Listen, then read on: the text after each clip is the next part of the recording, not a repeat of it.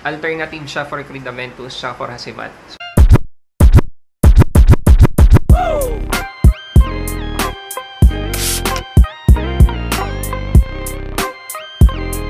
Kamusta mga brad? It's me, Eric, at sa video na to, pag-usapan natin Afnan Supremacy Not Only Intense. Kung nagtataka kayo bakit decant lang yung pinapakita ko, na ubusan ako ng stock ng Supremacy Not Only Intense.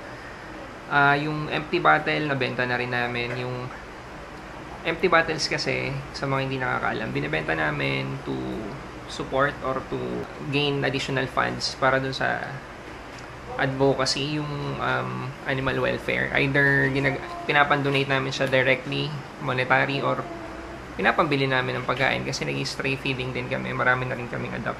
Sa link yung description sa mga interesado. Pag-usapan natin to. Mabasa nung 2021, kalagitnaan ng COVID, mga lockdown.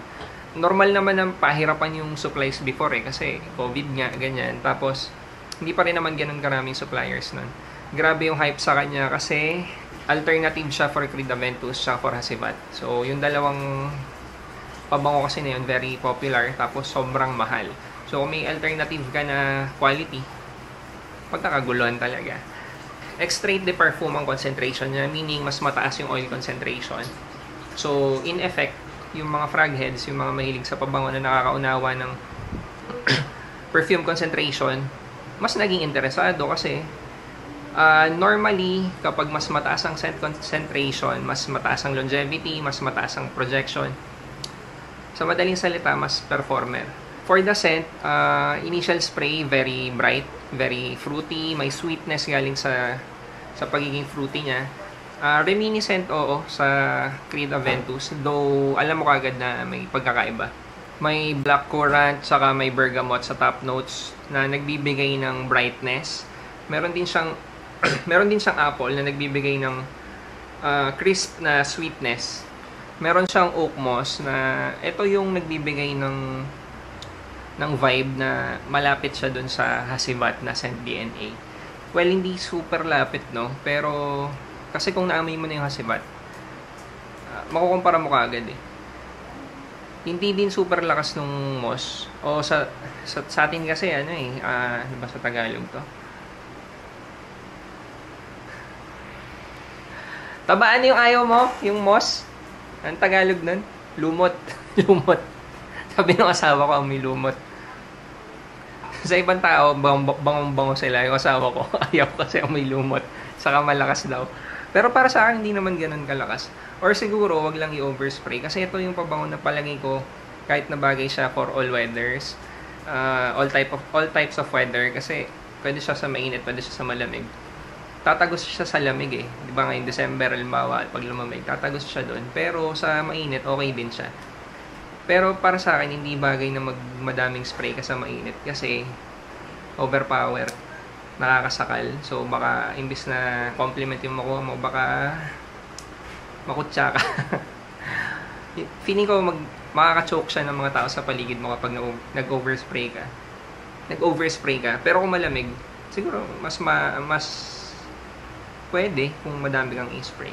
So, overall, ang ganda nung scent transition niya. Very bright, very fruity. Hindi ko maturing na very sharp yung opening.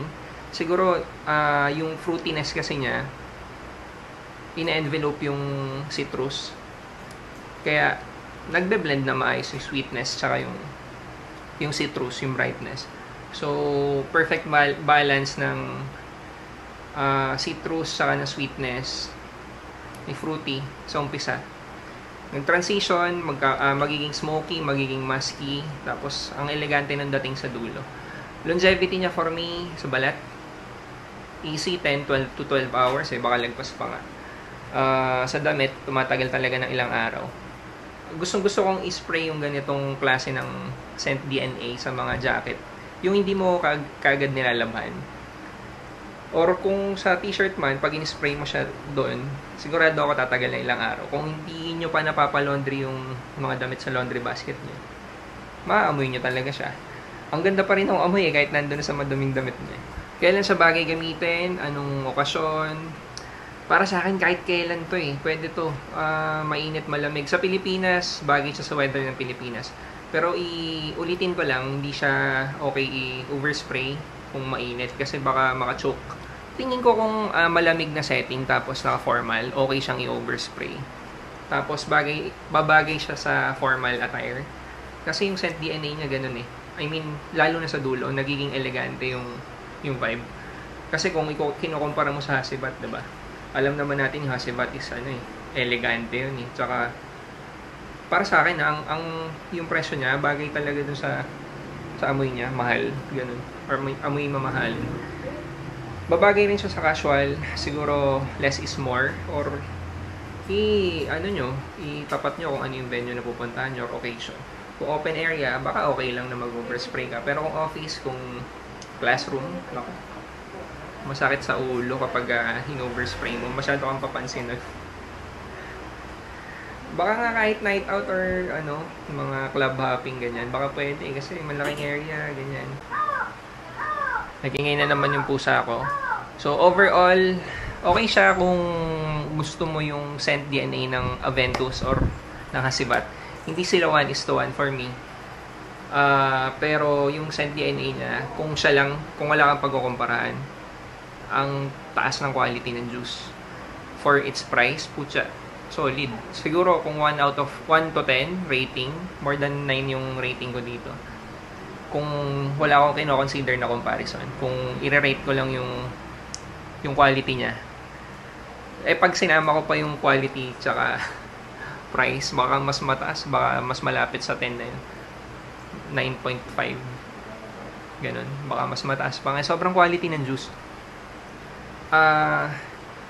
Nag-uumpisa ng bright fruity, nagiging musky, nagiging smoky, tas may warmth sa dulo. So very ang ganda talaga nung transition ng scent profile niya. Isa lang siguro yung masasabi ko na hindi babagay sa ito. Kung di mo type yung mga malalakas na pabango or yung sinasabi nila intense, baka hindi to para sa'yo. Pero pwede mo namang spray ng isang spray lang. Baka pwede mo subukan. Or baka better talaga or best talaga na mag-decant ka muna bago ka bumili ng full bottle nito. Kasi kung may naiisip akong something negative tungkol dito sa pabango na to, baka masyado siyang malakas sa ibang tao. Kasi hindi naman tayo pare-pareho ng tolerance, diba? Pagdating sa lakas or sa intensity ng pabango. Kung nagustuhan nyo tong video, pa-like at pa-subscribe. Thank you.